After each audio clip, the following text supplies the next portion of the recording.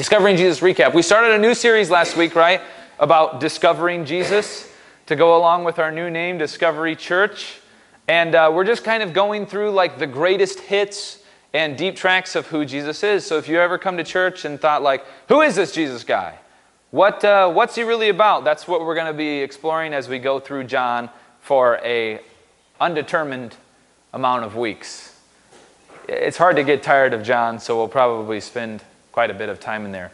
Last week we started it right off the bat with the main quality of Jesus, which he is God, right? And the Bible is totally unapologetic about that, right? If you ever talk to a skeptic and they're even like, Jesus never claimed to be God, he does all the time. And that's how John started off, was this claim that, hey, Jesus isn't just some philosopher. He's not just some historical figure. He's not even a prophet or just some like spiritually divine person. He's God 100%, right? We talked about Philo and the Logos, and that John is saying that's exactly what Jesus is. The very essence of God made tangible to us. God's out there in this spirit world, right? The spiritual realm. And then he brought himself to our physical, tangible earth. Right? And that's what Jesus is. He's God on earth. Okay. So that's the first thing we learned. And then at the end, we contrasted that with Jesus is reasonable. He's God. He's all powerful, but he still talks to people with a listening ear. Right? He's never demands anything from anyone. For being God, he's pretty cool. Pretty reasonable, right? And we saw that with his interaction with Philip and Nathaniel and Simon Peter, right? He always was calm and gentle and kind to all of them, just like he is to all of us. So Jesus is reasonable, not a tyrant, like you might expect from an all-powerful being. That was fun. Anybody have fun last week as we read that stuff? No? Okay. Well, maybe this will be better. No. No one likes responding in church unless there's if you got to think about something before you do a response as a congregation, just give it up. It's never going to be enough time. Okay. So that's that. That was last week. And we're going to have some even better lessons in our series this week. Maybe. Okay. First slide. Discovering Jesus. God at parties. It's going to be fun. It's going to be really fun. In this week's chapter, we're going to see Jesus' first miracle recorded in the Gospels. And that comes from John chapter 2, and it's when Jesus is at a wedding. Jesus attends a wedding, helps his mom, and serves his friends. Right? That's what this whole first part of the John chapter 2 is about. If you've ever heard the story of Jesus turning water to wine, that's what we're going to look at today. Again, it's the first miracle that Jesus does, and it's good. Okay, let's go to John chapter 2, and we're going to start right in there. Every once in a while, I like to change up how I present the message, so I'm doing that a little bit today. See if you can spot how. We're still going to use the PowerPoint as much as we normally do. And it's still going to be the same general format, but I'm just changing it up a little bit. So if you're looking for something funky fresh, you'll get it today. Okay, so we're going to John chapter 2, and we're going to start right in verse 1. And if you ever wanted to know what God would be like at a party, we're going to find out today. So here we go. Verse 1. On the third day, a wedding took place at Cana in Galilee. Jesus' mother was there. And Jesus and his disciples had also been invited to the wedding. When the wine was gone, Jesus' mother said to him, "They have no more wine." "But why is the wine gone?" That's a Pirates of the Caribbean reference. Okay, here we go. Verse 4. This is what Jesus responds to his mother with. "Woman, why do you involve me?" I always like this story because it seems like a classic New York Jew. You know, like that's what Jesus seems like to me in this story. What's the problem? I can't do an East Coast accent, but that's okay. So he said, "Woman, why do you involve me?" Jesus replied, "My hour has not yet come." Verse 5, his mother said to the servants, "Do whatever he tells you." Verse 6, again, that also seems like classic New York Jew. Like he says, it's not my problem. What are you doing? And she's, "Oh, just do what he says. Do what he says." Okay. Josh should never do impressions from the pulpit because they're never very good. Okay, verse 6. Nearby stood some stone water jars, the kind used by the Jews for ceremonial washing. That's important. Mark that. Ceremonial washing. Each holding from 20 to 30 gallons. Jesus said to the servants, fill the jars with water, so they filled them to the brim. Then he told, now draw some out and take it to the master of the banquet, kind of the head chef of this whole thing. They did so. Verse 9. And the master of the banquet tasted the water that had been turned into wine. He did not realize where it had come from, though the servants who had drawn the water knew. Then he called the bridegroom aside and said, everyone brings out the choice wine first, and then the cheaper wine after the guests have had too much to drink. But you saved the best till now. Let's go to 12. What Jesus did here in Cana of Galilee was the first of the signs through which he revealed his glory, and his disciples believed in him. After this, he went down to Capernaum with his mother and brothers and his disciples, and they stayed there for a few days. Those last two verses are important because sometimes we read about Jesus and it's the same kind of problem where we say, oh, he's just a great philosopher. That's not what the Bible teaches. He's God. He does miracles. This crazy, out of this world stuff, right? It's a totally crazy, crazy thing that he turned water into wine, but we believe it's not just some story, right? We think it actually happened. And you think, well, that's crazy. Does that stuff actually happen? When you experience God more and more, right, this stuff becomes less crazy. When you delve into your faith and you see God work in your life and answer prayer and do miracles still now in our own time, this story of Jesus doing a miracle firsthand is not so insane anymore, right? So if you're out there thinking, that's a crazy story, I like Jesus, but he's turning water into wine, and did this really happen? Again, the more that you travel down your faith and experience God, the less crazy this seems, right? Okay, so, and that's kind of what it says at the end of the chapter, right? This is the first thing that he did among his disciples to reveal his glory. They got something out of seeing Jesus move. And now he's more than just this great teacher. It's becoming clear to them that he's God. Okay, so let's go back to the start, and we're going to break this story down and see some of the key themes. I've got 3 key themes today, things about Jesus that we can discover. And the first one is this. Even God has to run errands for his mom. I just think that that's hilarious. Even the Son of God, Jesus Christ, he's got to make time for his mom. And even if his whole business on earth is to die on the cross for the sins of all mankind, he's still got to do what his mom says and do some errands for his mom. But I don't think that that's just chance or a funny thing that happens. Everything that Jesus does in the gospel, we believe, is totally purposeful. It's the example of how we should act as Christians. So what should we get from this? Help your mom. Not just your mom. Let's find out. Next slide. Here's 2 verses to back this up. This is Ephesians chapter 6, verse 2. And parents love to quote the first verse, but then the second verse. Actually, this is a Father's Day sermon, by the way, because it mentions fathers. But so parents love to quote the first part of this verse, but then they always kind of just shoot the second part under the rug. Anyway, here we go.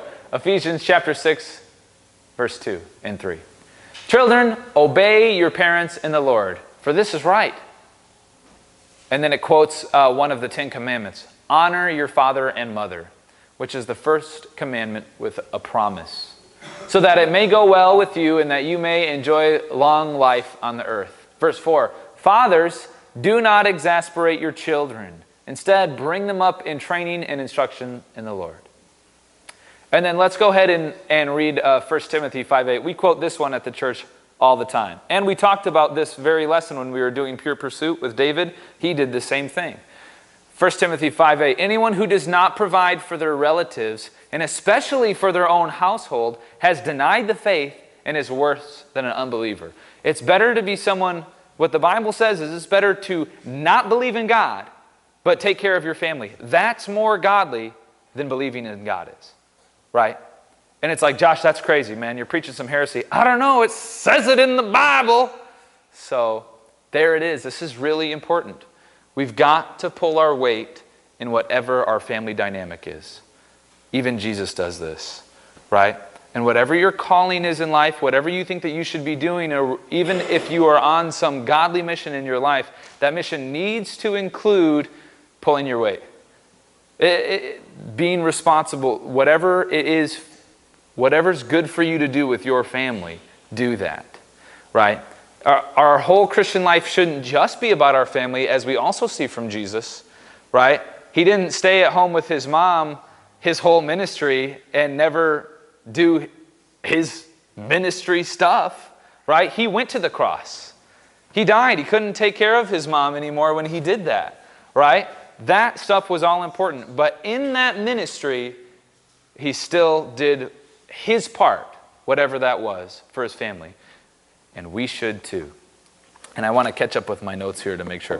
One thing that's dangerous to say with these verses, I should give a whole message about this Ephesians verse, because you might be thinking, is it always godly to obey my parents? What if they're really wrong? I think that, just to give a quick stipulation, right, first of all, the commandment says, honor your father and mother. That's a big teaching that you hear all the time. If your parents are whack jobs and you think that it's ungodly for you to follow them, then there's a lot of weight to that. Maybe you shouldn't.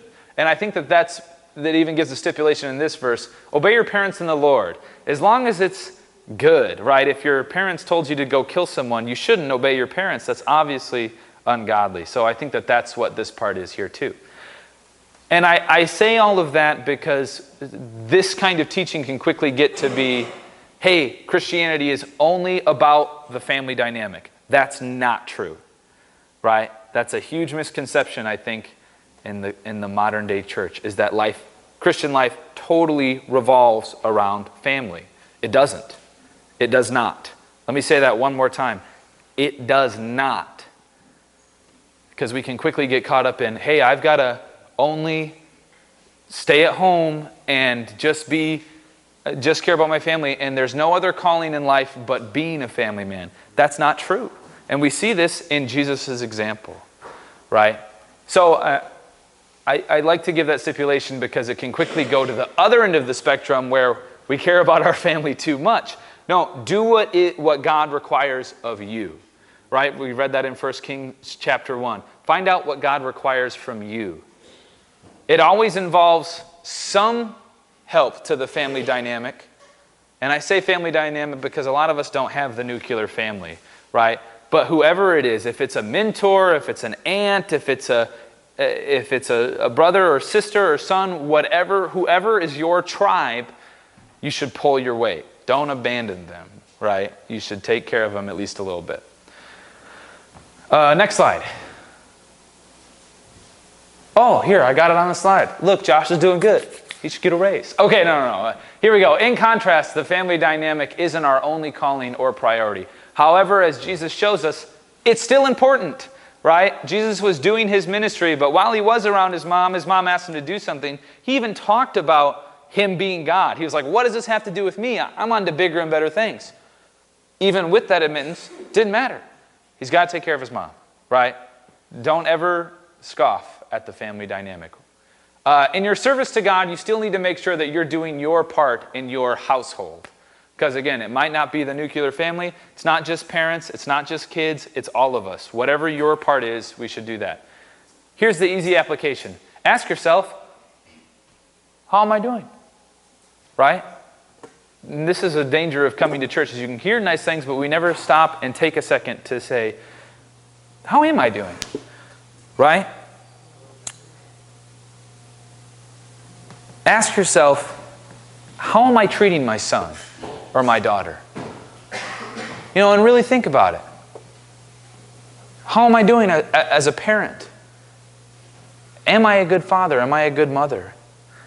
How am I treating my mother and father? Am I a good son? Am I a good daughter? We should all be asking ourselves these things honestly and sincerely. And if we're not, we should step it up. Step up your game if you're not pulling your weight, right? Am I a good sister or brother? How's your sibling relationships? Right? Those can be tricky. Families are tough.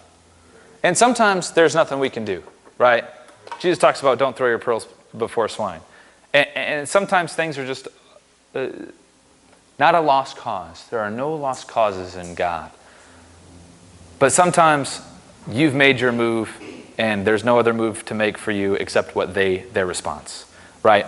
And that's true, but that's a very slim part of relationships. Oftentimes we should pursue reconciliation. There is something else for us to do. So am I a good sister or brother? How am I doing? Do I make their lives better?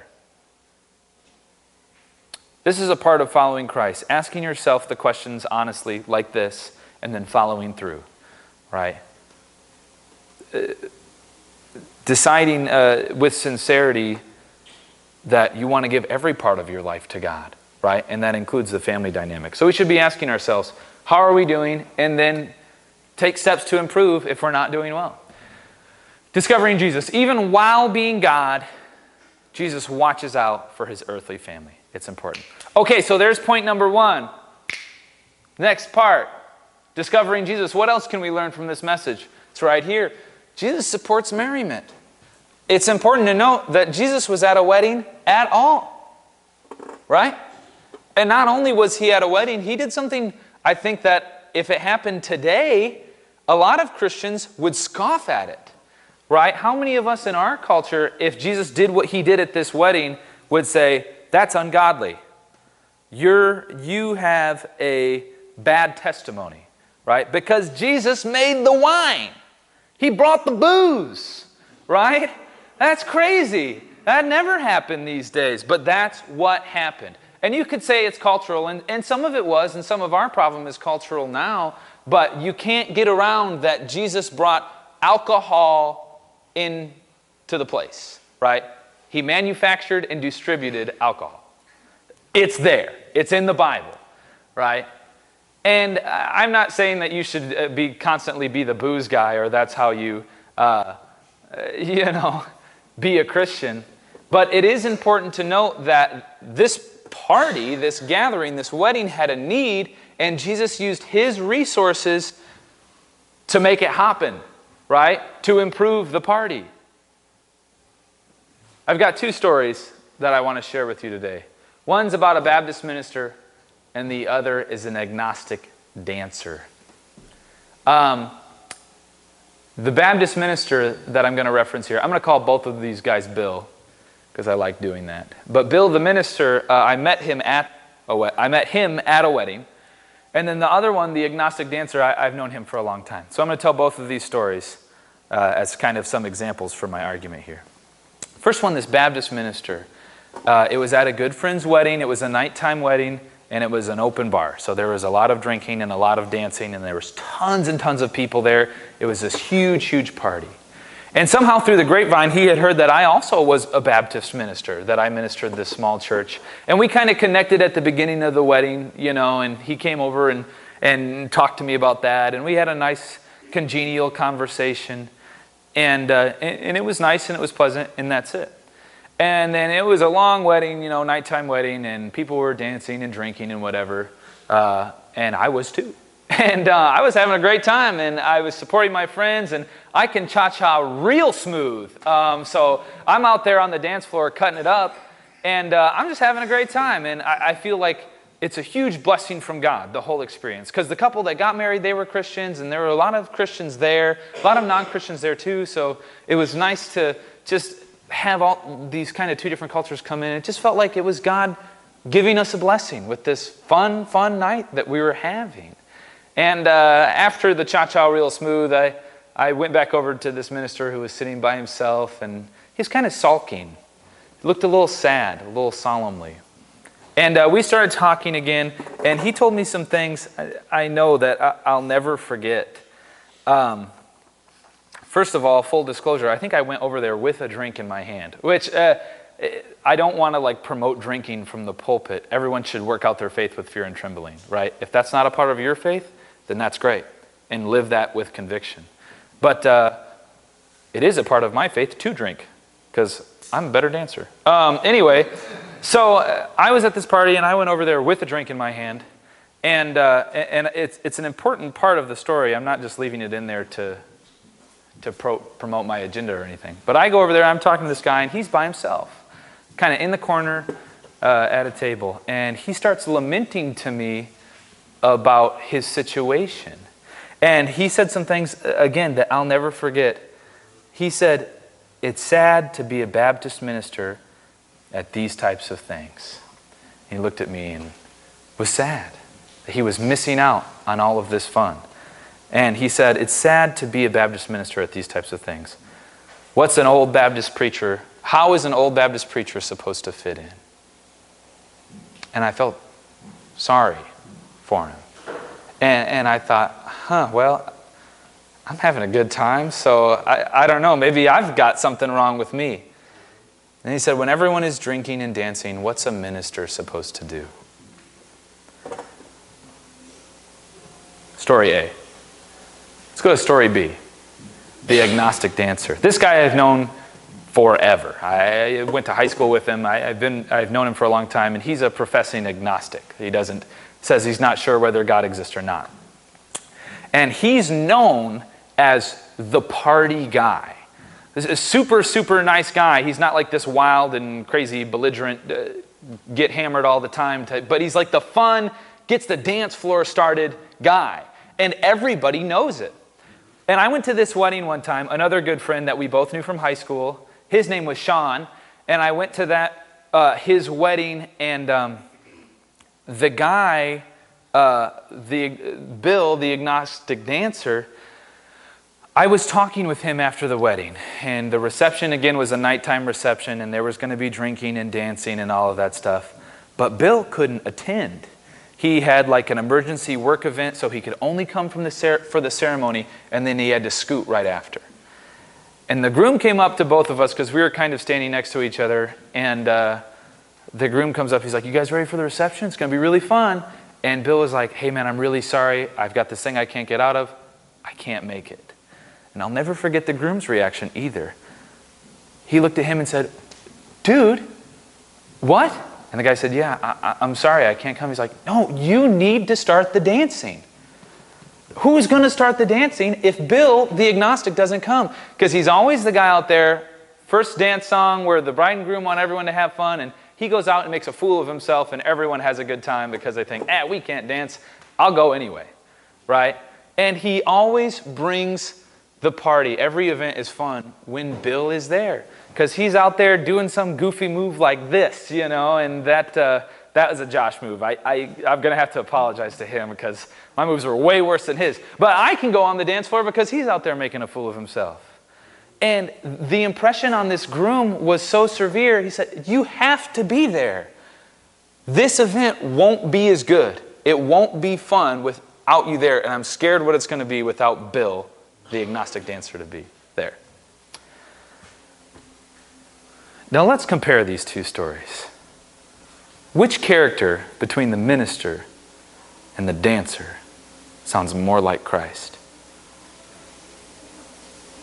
Is it the one who sits alone and abstains from supporting his friends because of some kind of religious right that he has? Or is it the one who gets out there and cuts a rug so that people can have more fun, so he can support his friends, be a valuable asset for his community? Right? Which one sounds more like Jesus in this story?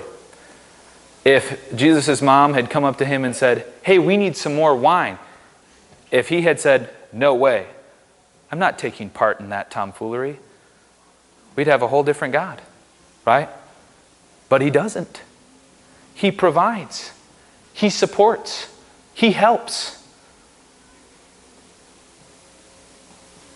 I still feel bad for that minister, because I think a lot of the times our supposed religiousness isn't really religiousness at all, right?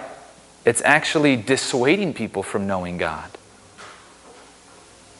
And we see that in Jesus' story too. If we want to look at the Bible critically and take his example, then we need to take his example. It's in there, right?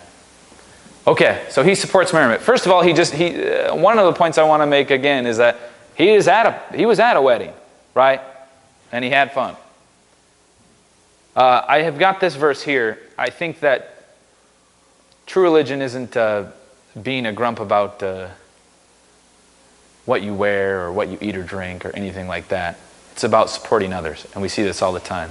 Philippians 2 says, do nothing out of selfish ambition or vain conceit. Rather, in humility, value others above yourself. Someone say it's good.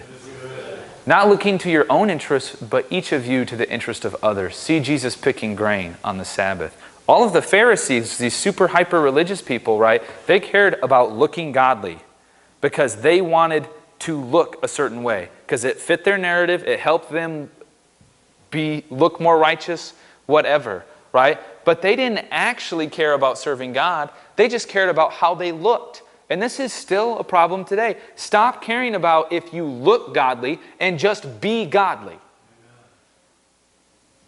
Stop worrying about, am I keeping all the rules, and instead love on somebody. Because if you love God and you love others, then you'll have a better understanding of the rules than even the super religious. This is exactly what happened in the time of Jesus, right? Love God with all your heart, soul, and mind, and love your neighbor as yourself. That attitude comes out in this wedding at Cana, right? If we actually want to follow God, then we won't even care about if we look religious or not. Maybe to have a good testimony, that's good. But again, if you love God and you love others, you don't have to worry about if you have a good testimony. You just do. You don't have to, if you're at work and I want to make sure that I look like a good worker so that my boss is impressed. You know what? If you just were a good worker, you wouldn't have to worry about if you looked like a good worker or not. You're just doing your job, right? And that's a big problem in Christianity. Stop trying to look religious. Stop trying to look Christian and just be it. Just be a Christian. Do it. Okay, next slide. Put this one on there yesterday because I think it goes along pretty well with this whole thought. Now we who are strong are to bear with the weaknesses of those without strength, and not just to please ourselves. Each of us is to please his neighbor for his good, to his edification. If Jesus could make this wine for a wedding that needed wine, and he didn't do it, he'd be disobeying this verse, right? But he took those actions because he needed to help someone else. Next slide. So that's the second thing, is he supports merriment, right? He helps functions go the way they should. He likes having a good time. He goes to parties. He is there. That's all a part of it. But then this is a continuation of that thought, and this is what we're going to wrap up with today. Discovering Jesus, he cares about the weightier things of the law. I don't know if you've ever heard this term before, but it's a very famous verse where Jesus tells the disciples, you guys try about this very subject. You're always trying to look so religious and keep the very nitpicky things about religion intact, but then you miss the big picture. You miss what has a lot of weight. Before we read this verse, this is kind of my big point. What Jesus cares about more than religiousness, ritual, and ceremony is supporting his friends. One more time, because I think this is almost all of Christianity wrapped up in one. What Jesus cares more about than religiousness, ritual, and ceremony is supporting his friends. There's extra irony in that Jesus didn't just use some spare pots lying around. He used the ones that were used to purify themselves, right?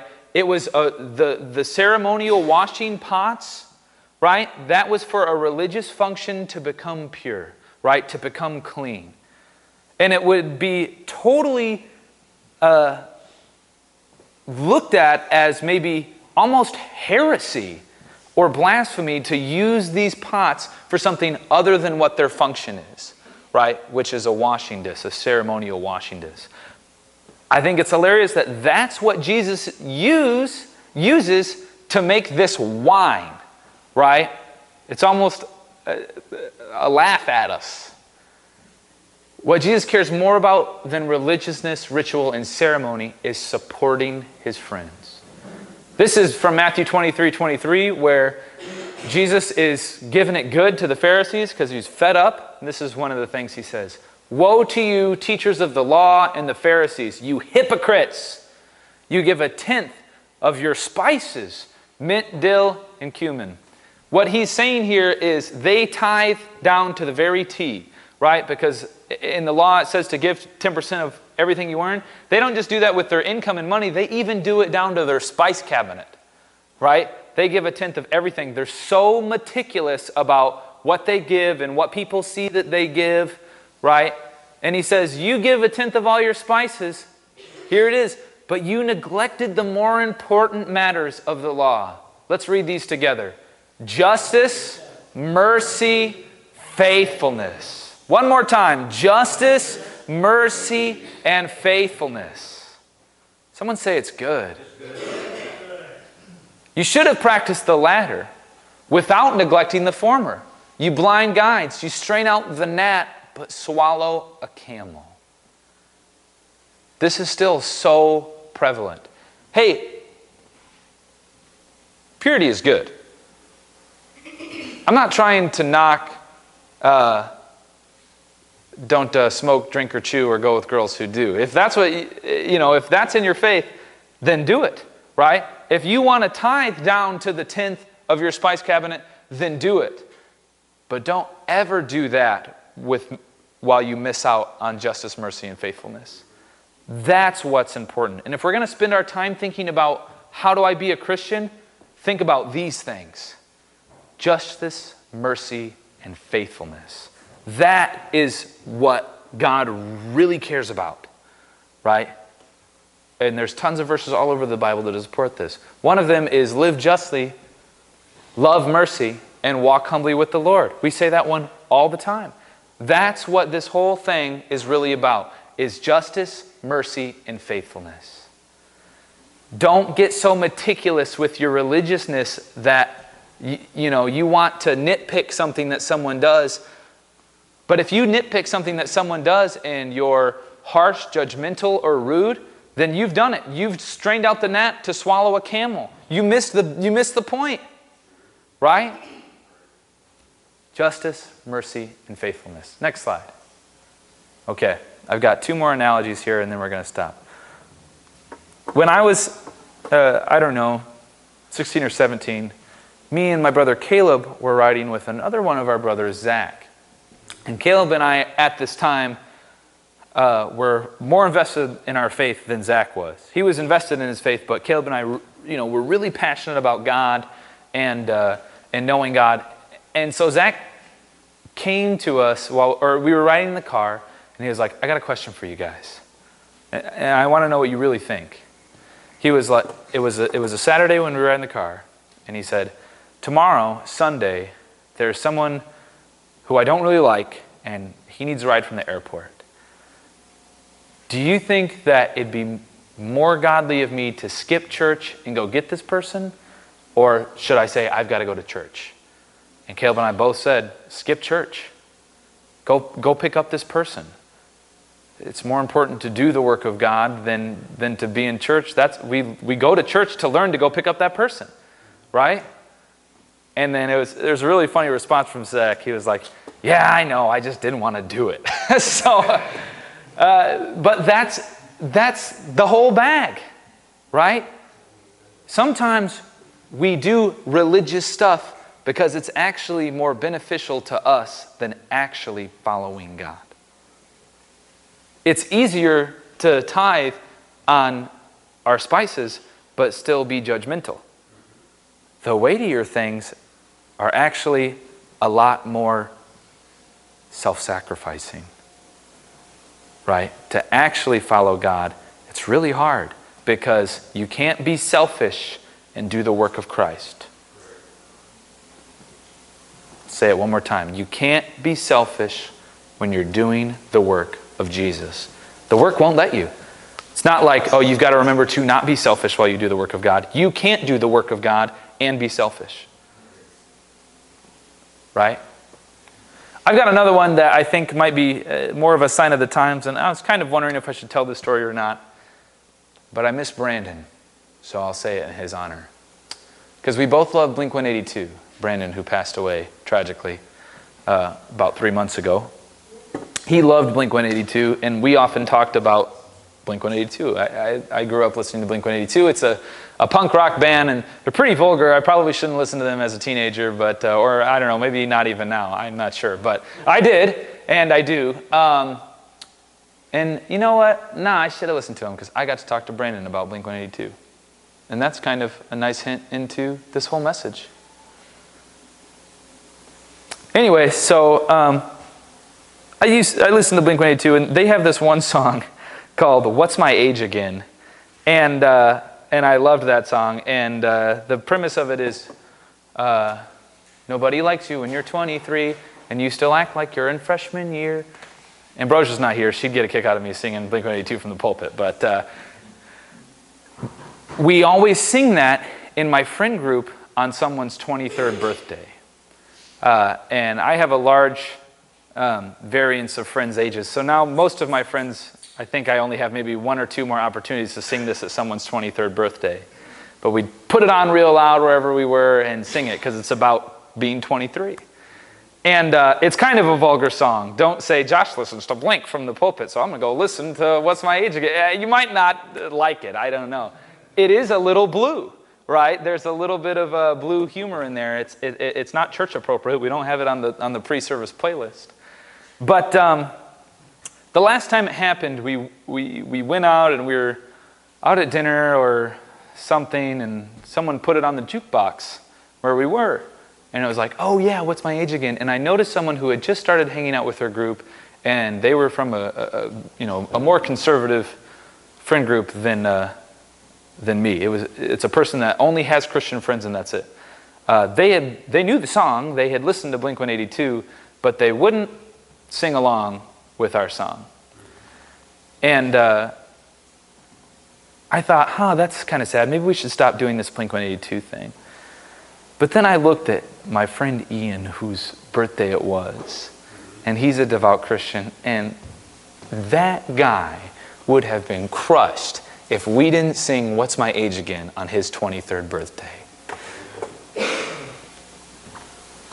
What's more Christian is to set aside your legalism and support your friends and sing What's My Age Again rather than not sing it because it's got a couple of HE double hockey sticks in it, right? Value what's important. Love faithfulness over what's less important, ritual, tradition. Now, I probably shouldn't go blaring Blink-182. I should support the lesser things of the law, right? Maybe I should make my life more